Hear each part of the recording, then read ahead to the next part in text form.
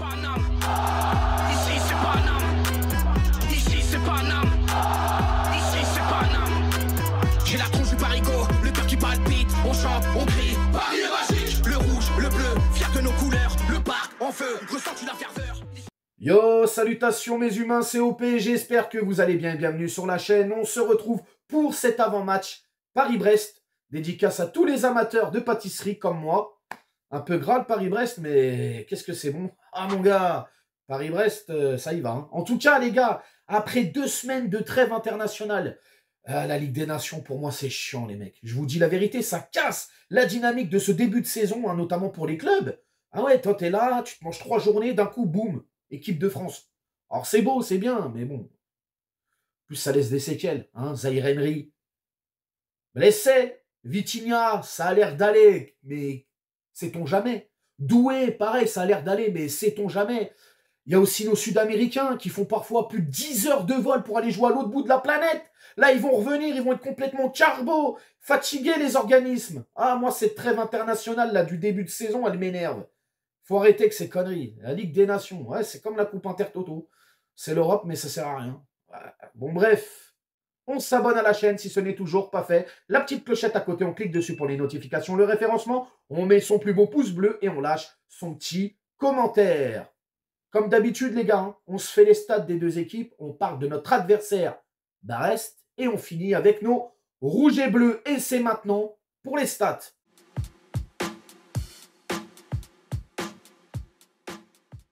Pour cette 4e journée de Ligue 1, nos rouges et bleus reçoivent le Stade brestois 29, coup d'envoi 21 h au Parc des Princes à la maison et c'est retransmis sur l'horrible chaîne DAZN.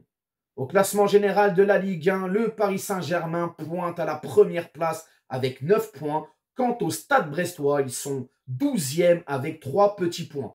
Sur leurs 3 derniers matchs, chacune de leur côté entre ces deux équipes en Ligue 1. Pour le PSG, c'est 3 victoires d'affilée. Pour le Stade brestois, on est sur 2 défaites et 1 victoire. Sur les 10 derniers face-à-face, les 10 dernières confrontations, toutes compétitions confondues entre ces deux équipes, mes humains, écoutez bien, c'est 9 victoires parisiennes et un petit match nul. Donc pour Brest, c'est un nul et 9 défaites. La dernière défaite du PSG au Parc des Princes face aux Bretons de Brest, les gars, faut remonter en 1981. Eh ouais, je suis parti regarder dans les archives. Obligé, mon pote, j'ai fait l'historien. 1981, les gars, j'étais même pas né. J'étais même pas en projet pour mon père et ma mère. Je te le dis tout de suite. On avait perdu 1-2. Ah, on avait perdu 1-2 au Parc des Princes. 1981, ça remonte. Hein. Voilà, les gars, c'est tout pour les stats entre ces deux équipes. Maintenant, on va parler de notre adversaire, les Bretons de Brest.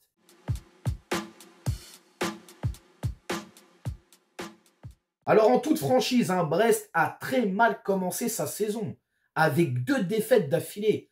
Ah, ils n'ont pas eu de chance, les mecs. Ils t'ont tiré 2 gros d'entrée. L'OM, torgnole. Lens, torgnole. Bon, derrière, un peu d'air, avec cette victoire écrasante face à Saint-Étienne 4-0. Et là, tu te retapes le Paris Saint-Germain. C'est dur, très très dur, les gars. Sinon, en soi, c'est quand même une belle équipe, Brest, hein, avec Éric Roy aux commandes. Ils se sont notamment renforcés au niveau de l'attaque, en allant chercher en prêt du côté de Mayence à Jorque. On le connaît à Jorque, ancien pensionnaire de Ligue 1 de nombreuses années d'ailleurs. Hein. Il a fait le bonheur de Strasbourg, hein, bien évidemment. Alors, le style de jeu des Brestois, un bon 4-3-3 à plat. Ça, c'est Éric Roy, tu vois, il aime bien ça, le bon 4-3-3 à plat. On est sur un jeu long. Ça utilise très bien la largeur, ça défend très bien sur coup de pied arrêté, c'est très costaud dans les duels aériens, ça utilise très bien le piège du hors-jeu, ça centre beaucoup, ça tente beaucoup, ça n'hésite pas à tirer. Côté brestois, en tout cas, même si les résultats ne sont pas au beau fixe pour les Bretons, les gars, ils ont quelques points forts, notamment ceux que je viens d'énumérer, mais ils ont des faiblesses, notamment une très très grosse faiblesse. Je m'explique. Si demain soir, on doit passer par là, on doit tenter, puisque nous avons, nous, les ressources, le Paris Saint-Germain, pour. Je m'explique, je vais te dire c'est quoi la faiblesse, t'inquiète. Tranquille. Cette équipe bretonne, son point faible, c'est que les 20-16 mètres aux abords de leur surface, là, ils ont beaucoup de mal à aller presser l'adversaire. Donc, ça veut dire qu'ils laissent la balle à leur adversaire. Et quand l'adversaire a des qualités dans son effectif où des joueurs peuvent tenter des tirs de loin, et c'est ce qu'on a chez nous, hein, avec Ruiz, Vitinha, etc. Après, je ne pense pas que Vitinha sera titulaire, on verra la compo après. Mais voilà, ne serait-ce que Ruiz, Joe Neves et d'autres joueurs qui peuvent justement tirer de loin et tenter, ça fait mouche, les gars. Et ça, c'est un gros point faible qu'ils ont. Donc, pourquoi pas exploiter justement le point faible breton demain soir pour pouvoir les allumer. Parce que oui, je pense qu'on va les allumer demain soir. Hein, les gars, Brest, c'est faible. Donc voilà, c'est tout ce que j'avais à dire sur le stade brestois, les gars. Et on passe maintenant à nos rouges et bleus.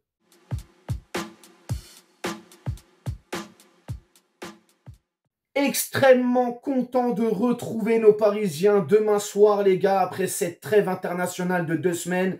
Moi, si j'ai pas mon PSG, ça va pas, les gars, hein, je vous le dis. Hein. Là, c'est bien, c'est chose faite. Le retour de nos Parisiens. Alors, forcément, demain, qu'est-ce que j'attends? Bah, j'attends une 4e victoire, hein, bien évidemment, puisque je le redis, n'ayons pas honte. Même avec beaucoup de respect que j'ai pour les Bretons, ça reste très, très faible et je pense qu'ils vont se prendre une torgnole.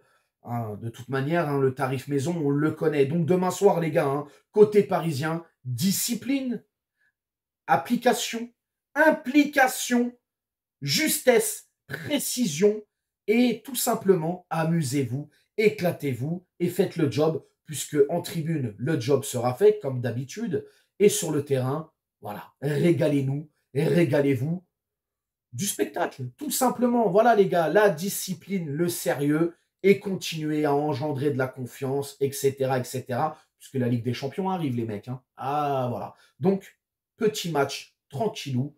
Je ne vais pas dire c'est un match de prépa, mais on n'en est pas loin. Hein. D'ailleurs, je crois que Brest a fait un match amical là, avant la reprise contre Guingamp. Si je ne dis pas de bêtises, ils ont fait 2-2. Donc, ça va être une véritable boucherie. En tout cas, il faut que ce soit une véritable boucherie. On est d'accord ou pas, les gars? Je pense qu'on est d'accord. Pour la composition de demain soir, les gars. Alors, forcément, je prends en compte les joueurs qui sont rentrés en milieu de semaine, ceux qui ne sont pas là, etc.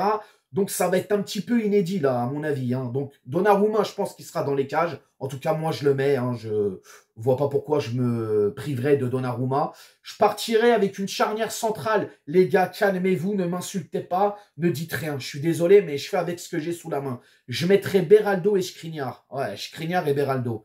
Je sais, ça fait peur, mais bon, hein, c'est comme ça. Je mets Zaguet à gauche. Je mets Hakimi à droite, pas le choix, forcément. Le milieu de terrain, je pars avec, allez, je pars avec Joe Neves en sentinelle. Vitinha, je le mets au repos, je ne prends pas de risque. Je mets Ruiz, Ruiz qui a été très bon aussi avec l'Espagne, il a mis un doublé d'ailleurs. On l'a même comparé à Zidane. Bon là, c'est fort de café quand même. Hein. Fabien Ruiz, Zidane, cherchez l'erreur. C'est des ouf les gens. Fabien Ruiz, Zidane. Bon bref, passons à autre chose.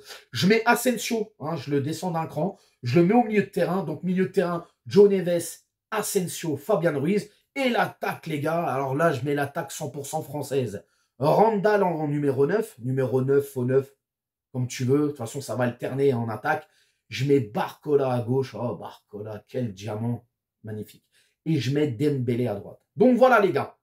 C'est pour moi, hein, selon moi, le 11 de départ que je verrai, que je mettrai demain soir face au stade brestois. Pour le score, les gars, 4-0. Voilà, tarif maison 4-0. On les culbute et avec bien évidemment beaucoup de légèreté, beaucoup de finesse, beaucoup de respect. Hein. Mais on les culbute. 4-0. Et je partirai, alors là aussi, hein, je sais qu'on va m'attraper par le col. Allez, soyons gourmands. Je vais mettre un doublé de Randall Kolo Muani. Je vais mettre un but de Dembélé. Et le troisième, qui c'est que je pourrais mettre le troisième? Fabien Ruiz.